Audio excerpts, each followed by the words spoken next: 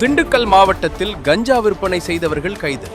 திண்டுக்கல்லில் 7 லட்சம் ரூபாய் மதிப்புள்ள 56 கிலோ கஞ்சா பறிமுதல் செய்யப்பட்ட வழக்கில் கணவன் மனைவி உட்பட 3 பேரை போலீசார் கைது செய்துள்ளனர்.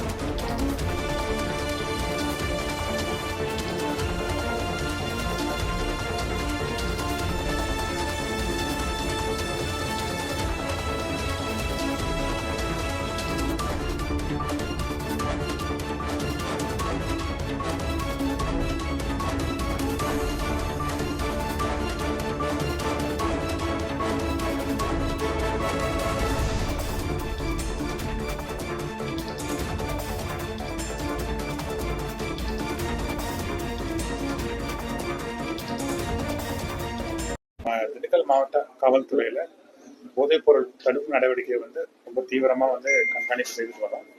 அதன் ஒரு பகுதியாக நேற்று கிடைத்த ரகசிய தகவலின்படி நம்ம நீலச்சத்திரம் காவல் ஆய்வாளர், சார்பு ஆய்வாளர் மற்றும் நம் காவலர்கள் எல்லாருமே அந்த அம்மாப்பட்டி அப்படிங்கிற கிராமத்தில் கஞ்சா பதுக்கி வைத்திருக்கிறதாக தகவல் கிடைத்தது. அதன் பேரில் அங்கே போய் ஒரு பிரைவேட் ஃபார்மில் போய் சோதனை பண்ணுறாங்க. சோதனை பண்ணும்போது கிட்டத்தட்ட ஒரு 56 கிலோ கஞ்சா கைப்பற்றப்படுது. இதுல தொடர்புடைய ஜெயபால், அவரது மனைவி நந்தினி மற்றும் சையத் காட்டுபாவம் அப்படிங்கிற 3 பேரை நம்ம கைது பண்ணியிருக்கிறோம்.